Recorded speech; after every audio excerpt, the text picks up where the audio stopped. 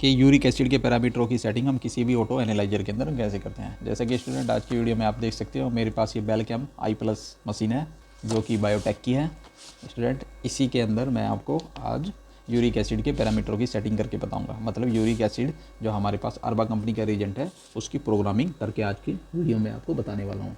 Programming करनी बहुत ही common होती है, जैसे कि आप रीड कर सकते हो। सबसे पहले हमें क्या करना है, टेस्ट मेन्यू में जाके हमें सबसे पहले यूरिक एसिड को सर्च करना होगा यहाँ पर कि यूरिक एसिड हमारा कहाँ पर है। इन सभी पैरामीटरों के अंदर हम यूरिक एसिड को सर्च करेंगे। जब हम यूरिक एसिड को यहाँ पर सर्च करते हैं तो हमें डाउन में जाकर होम के पास यूरिक एसिड मिलता है। हमने क्या किया, इसको प्रेस कर दिया। उसके बाद हम इसको एडिट करेंगे। जब हम इसको एडिट करते हैं तो स्टूडेंट यहाँ पर सभी पैरामीटर हमारे सामने आ जाते हैं।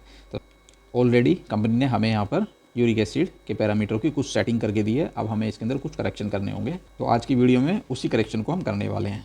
तो स्टूडेंट आप देख सकते हो यहाँ पर क्या लिखा हुआ है, यूरिक एसिड।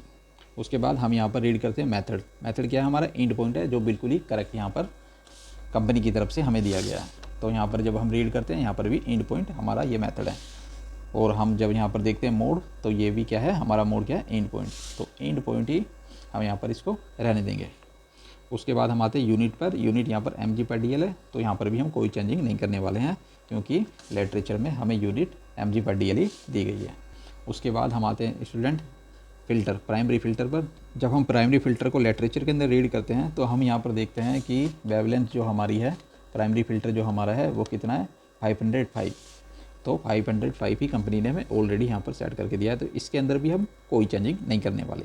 फिर उसके बाद जब हम सेकेंडरी फ़िल्टर पर आते हैं तो सेकेंडरी फ़िल्टर को हम नो ही रहने देंगे, इसके अंदर हम कोई चेंजिंग नहीं करने वाले हैं। उसके बाद नेक्स्ट स्टूडेंट हम आते हैं इसके टेम्परेचर पर। तो टेम्परेचर के अंदर भी हम कोई चेंजिंग नहीं करने वाले हैं, इसको 37 ही रहने देंगे। उसके बाद हम आते हैं सबसे जो ज़रूरी होता है, स्टैंडर्ड कंसनट्रेशन।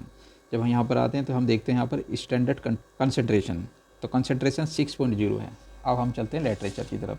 जब यहाँ पर स्टैंडर्ड की कंसनट्रेशन देखते हैं तो वो भी कितनी है, 6.0। उसके बाद यूरिक एसिड का जो स्टैंडर्ड देखते हैं तो उसके ऊपर भी कितना रिटन है, 6.0। तो यहाँ पर ऑलरेडी 6.0 है, तो इसके अंदर भी हम कोई चेंजिंग नहीं करने वाले। उसके बाद हम आते हैं डिले एंड स्लोप। तो इसको हम प्रेस करेंगे। प्रेस करने के बाद स्टूडेंट यहाँ पर है 5 सेकेंड, क्योंकि ये एंड पॉइंट प्रोसीजर है, इसके अंदर हम कोई भी चेंजिंग नहीं करेंगे। उसके बाद हम आते हैं स्लोप पर। स्लोप इंक्रीजिंग है, इसके अंदर भी हम कोई चेंजिंग नहीं करने वाले। उसके बाद हम रिटर्न आते हैं। रिटर्न आने के बाद स्टूडेंट हमें क्या करना है, सीपिंग वॉल्यूम। सीपिंग वॉल्यूम को हम चाहें तो 500 भी कर सकते हैं और हम चाहें तो 450 भी रहने देते हैं। हम इसको 450 रहने देते हैं क्योंकि ये हमारे लिए सूटेबल होता है। उसके बाद अगर आप चाहो तो इसको 500 भी कर सकते हो। आपको यहाँ से इसको प्रेस करना होगा 500, यहाँ पर 500 हो जाएगा। उसके बाद आपको एंटर करना होगा, ये 500 होगा, लेकिन हम इसको 450 रहने देंगे। उसके बाद हम नेक्स्ट पैरामीटरों की तरफ चलते हैं। जब नेक्स्ट पैरामीटरों की तरफ आते हैं तो यहाँ पर देखते हैं वॉल्यूम। तो वॉल्यूम कितना है, यहाँ पर 1000 है। ये फुल वॉल्यूम के अंदर हमें यहाँ पर दिया गया है, क्योंकि जब हम लिटरेचर को रीड करते हैं तो 500 और 1000 हम दोनों से इस टेस्ट को लगा सकते हैं। तो हमें अपने रीजेंट को भी सेव करना है, तो रीजेंट को सेव करने के लिए हम इसको हाफ में कर देंगे। 500 को यहाँ से सिलेक्ट करेंगे और एंटर करेंगे। ये 500 वॉल्यूम हो गया रीजेंट का। उसके बाद सैम्पल वॉल्यूम कितना है, यहाँ पर आप यहाँ पर रीड कर सकते हो।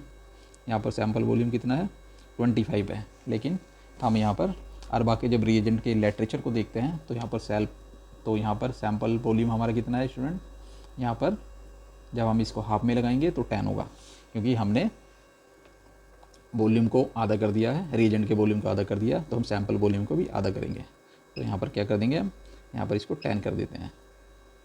तो हमने 10 कर दिया है, क्योंकि हमने रिएजेंट के वॉल्यूम को हाफ कर दिया है, तो हम सैम्पल वॉल्यूम को भी हाफ करेंगे, जैसे कि मैंने बता ही दिया था आपको। उसके बाद स्टूडेंट हम आते हैं लीनियरिटी पर। लीनियरिटी को हम प्रेस करते हैं और हम लिटरेचर की तरफ जाते हैं। जब लिटरेचर की तरफ जाते हैं तो यहाँ पर लो और हाई दोनों लीनियरिटी दी गई हैं।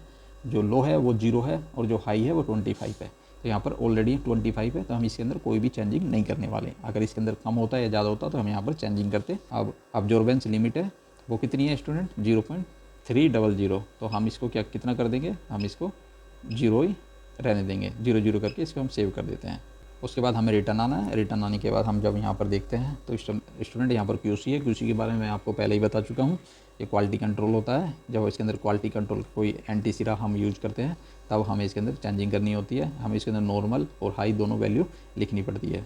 उसके बाद स्टूडेंट हम आते हैं इसकी नॉर्मल रेंज पर। यूरिक एसिड की जो नॉर्मल रेंज होती है, जब हम लिटरेचर की तरफ आते हैं तो लिटरेचर में हम नॉर्मल रेंज देखते हैं कितने से लेकर कितने तक है।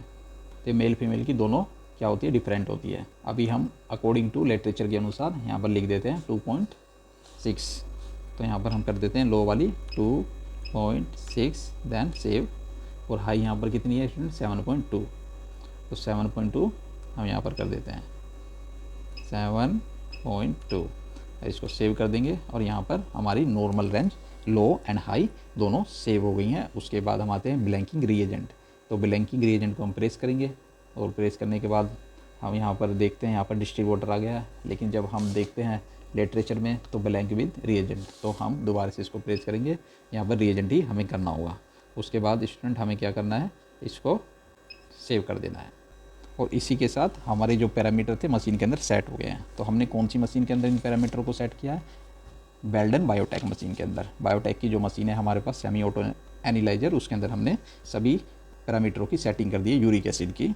आज हमने प्रोग्रामिंग करके आपको बताई है कि कैसे हमें इसकी प्रोग्रामिंग करनी होती है। इसके बाद स्टूडेंट हमें क्या करना है, इसके अंदर स्टैंडर्ड को रन करना है। जब हम इसके स्टैंडर्ड को रन करेंगे उसके बाद हमारी मशीन क्या होगी, बिल्कुल रेडी हो जाएगी। हम इसके अंदर टेस्ट का रिजल्ट को नोट कर सकते हैं। जब हम इसके टेस्ट के रिजल्ट को नोट करेंगे तो स्टूडेंट हमें पता लगेगा कि हमारा रिजल्ट कितना है। तो आई होप आपको ये वीडियो पसंद आई होगी। वीडियो पसंद आई तो वीडियो को लाइक कीजिए, शेयर कीजिए, कमेंट कीजिए और हमारे चैनल को सब्सक्राइब कीजिए। नेक्स्ट वीडियो में आपको बताने वाला हूँ कैसे हमें इसके स्टैंडर्ड को इस मशीन के ऊपर लगाना होगा। तो स्टूडेंट आज की वीडियो को देखकर आप किसी भी सेमी ऑटो एनालाइजर में यूरिक एसिड के पैरामीटरों की सेटिंग कर सकते हो।